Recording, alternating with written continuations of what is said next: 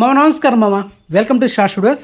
చాలామంది ఈ సినిమా గురించి రివ్యూ వీడియో చేయండి మామ అని చాలామంది కామెంట్ చేశారు. కానీ ఈ సినిమాని అయితే థియేటర్లో చూడలేదు, మీకు ముందే చెప్పేస్తున్నా. సో మొత్తం ఇన్ఫర్మేషన్ గ్యాదర్ చేసి మీకు షార్ట్ కట్ రివ్యూ ఇస్తున్నా. ఆల్రెడీ ఈ సినిమా ఫస్ట్ తమిళ్లో ఈ నెల ఆగస్టు 2వ థియేటర్ రిలీజ్ అయింది.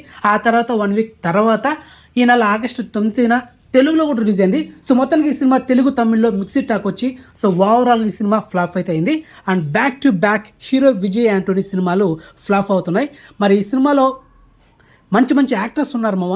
యాక్టర్ సత్యరాజ్ గారు, కన్నడ యాక్టర్ డాలి ధనంజయ, శరత్ కుమార్ గారు, యాక్టర్ మురళీ శర్మ, ఇలా చాలామంది మంచి యాక్టర్స్ ఉన్న స్టోరీలో గ్రిప్పింగ్ లేకపోవడం.